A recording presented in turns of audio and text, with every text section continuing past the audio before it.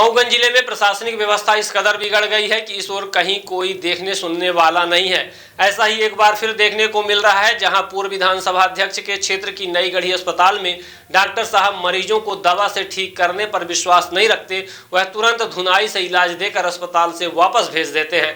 अब मरीज की मर्जी है कि वह पहले किसी दूसरी अस्पताल में जाता है कि पुलिस थाना।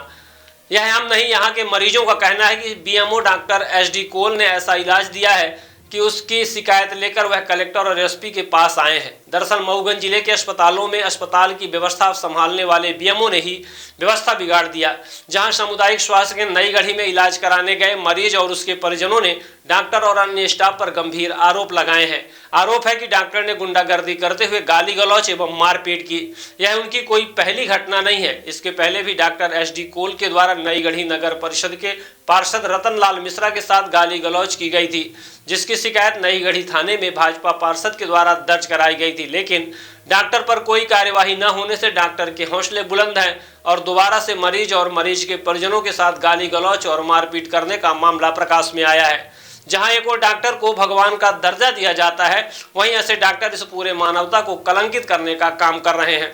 लोकतंत्र के चौथे स्तंभ पर डॉक्टर SD कोल ने प्रहार करने से बाज नहीं आए और रिकॉर्डिंग कर रहे पत्रकार के साथ भी गाली गलौज और मारपीट की पूरे मामले का शिकायत पत्र आशीष शुक्ला ने नई गढ़ी थाना प्रभारी को सौंपा है। इसके पहले भाजपा पार्षद ने पूरे मामले की शिकायत भाजपा संगठन में भी की।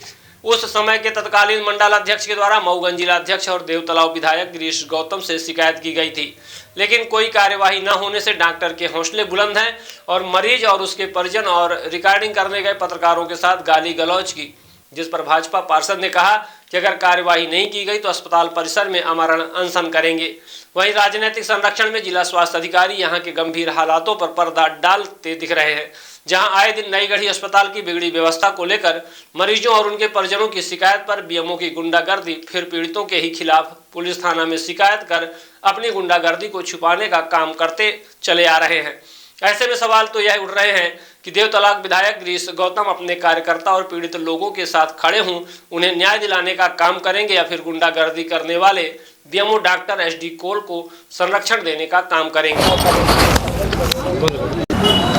बताइए, आपका क्या नाम है?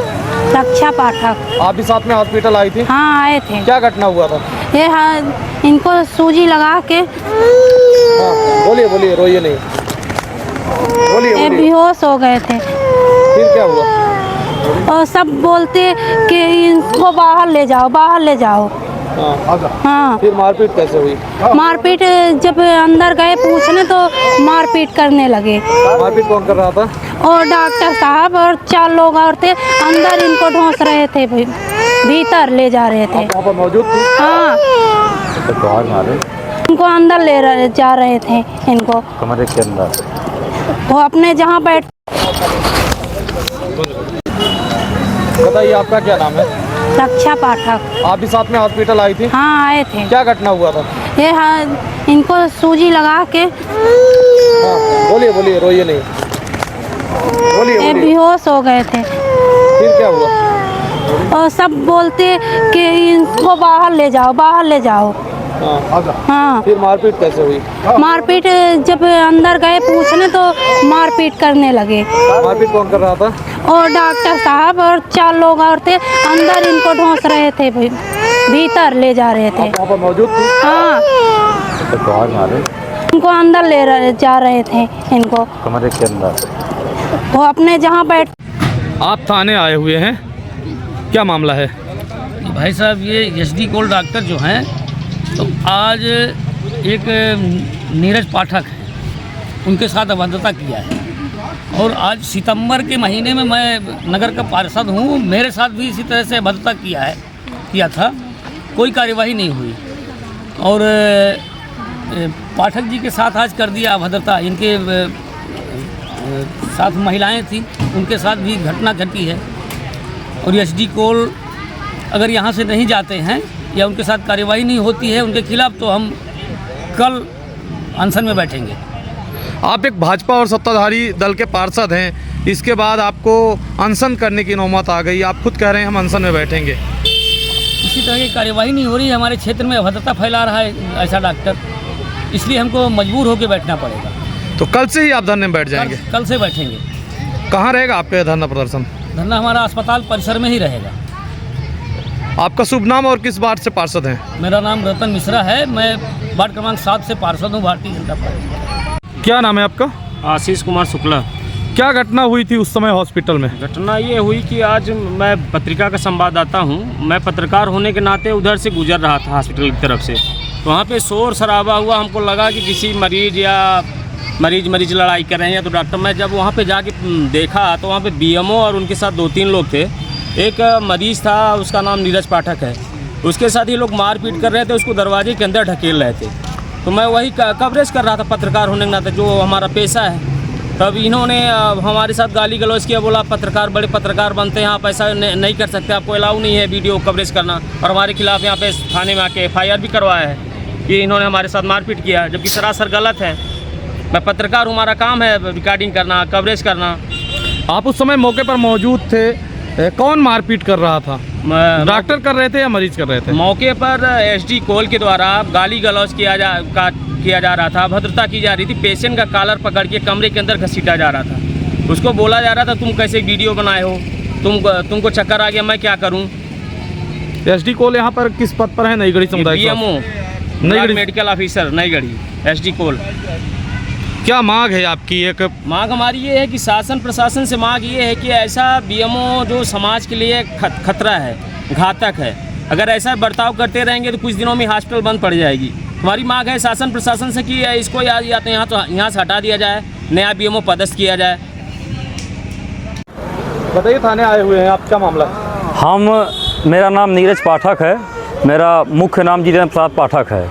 मैं ग्राम करह से अपने गृह ग्राम टेढ़ताल जा रहा था। मेरे पैर में जल गया था, मैं सोचा उसकी इलाज करवा लूं सामुदायिक स्वास्थ्य केंद्र नई गढ़ी में।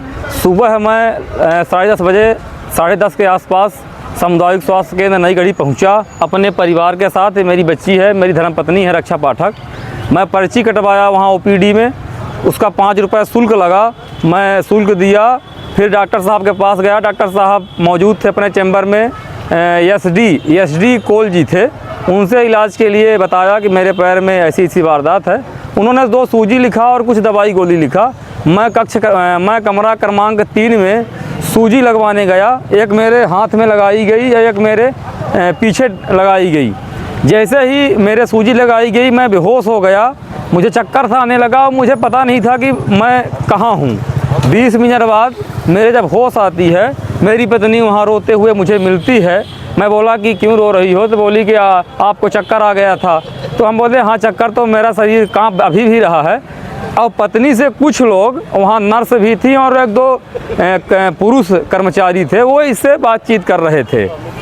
तो मैं बोला कि हो गया, लड़ाई मत करो, मैं जाके जो वरिष्ठ डॉक्टर हैं, जो जिम्मेवार CMO ऐसे कुछ पद पर हैं, उनसे मैं बात करता हूँ। मैं गया उनके चैम्बर में, बोला सर हमें 2 सूजी लगाई गई है, हम बेहोश हो गए थे और हमारे हाथ में मोबाइल फ़ोन था, किसी का फ़ोन आ रहा था तो फ्लैश लाइट बंद चालू हो रही थी। उनको पता नहीं क्या संदेह हुआ कि हमको वो अपने कुर्सी से उठे और हमको पकड़ करके ऐसे मेरा कॉलर पकड़ लिए और 2-4 लोग उनके जो और कर्मचारी थे, मैं बता रहा हूँ उनका नाम है कि कौन कौन थे उनके साथ, जो दवाई बांटते हैं वो भी थे। वो सब हमको मिल करके मारने लगे। जब मारने लगे मैं बोला भाई अपराध मेरा क्या है? तो बोले तुम मुझे नहीं जानते हो। मैं बोला नहीं जानता हूँ, आप हैं कौन? पहले तो पाठक जी BMO साहब थे, वो काफ़ी व्यवहार अच्छा उनका था। बोले भैया हम आपको जानते हैं, आप हैं कौन? बोला मैं तेरा बाप हूँ। और खूब मारने लगे और मुझे कमरे में ले जा करके बंद करने लगे। मेरी धर्मपत्नी रक्षा पाठक वहाँ रो रही थी और चिल्ला रही थी। ये किसी कदर ये मिल करके और कुछ लोग मरीज मिल करके मुझे बाहर खींचे, जहाँ पर सारी चश्मदीद गवाह, वहाँ पर लगा CCTV कैमरा है, उसको देख लिया जाए और अगर अन्याय है मुझे दंड दिया जाए और नहीं तो उस डॉक्टर साहब को दंड दिया जाए कि क्या एक मरीज जो दवा कराने आ रहा है उसको क्या आप मार डालोगे? दूसरा मेरा निवेदन है शासन प्रशासन से कि अगर मेरे हाथ में मोबाइल था तो क्या अंदर ऐसा क्या चल रहा था कि डॉक्टर साहब इतना बौखला है कि मेरे जान लेने में उतारू हो गए? एक अस्पताल है, मान लीजिए मेरे मोबाइल में हाथ में फ़ोन था तो क्या मेरी कोई जान ले लेगा? तीसरा ही मेरा स्वतंत्र सवाल है कि मुझे बंद कमरे में ले जा करके मार डालते, मेरी लाश फेंक देते। क्या इतना बड़ा अत्याचार हमारे साथ होगा? मतलब मैं ब्राह्मण हूँ, गरीब ब्राह्मण हूँ, तो मुझे मार डालेंगे? तो मैं विनती करता हूँ माननीय मुख्यमंत्री यादव जी से, कलेक्टर साहब से और जितने भी जिम्मेवार हैं कि मुझे न्याय चाहिए। अगर न्याय नहीं होगा तो एक दिन ऐसे ही घटना डॉक्टर साहब कहीं बड़ी अंजाम दे देंगे। मैं विनती करता हूँ, मेरी पत्नी साथ में रो रही थी, मैं भूखा हूँ, ये मेरे पैर में चोट लगी हुई है, ये मेरे पैर में चोट है, ये मेरा शर्ट फाड़ दिए हैं। मैं बार बार विनती कर रहा हूँ कि एक ब्राह्मण समाज को अगर इस तरह से गरीब ब्राह्मण को मारा जाएगा तो हम कहाँ जाएंगे। स्मार्ट बनो, सोलर स्मार्ट चुनो। प्रधानमंत्री सूर्य घर योजना 78,000 की सब्सिडी के साथ राजकिरण इंटरप्राइजेस से सोलर अपनाओ, बिजली के बिल की परेशानी से निजात पाओ। राजकिरण इंटरप्राइजेस, हमारा पता है जॉन टॉवर, कॉलेज चौराहा, रीवा। हमसे संपर्क करें 62 60 23 65 07 88 39 74 77 11 88 27 57 71 00।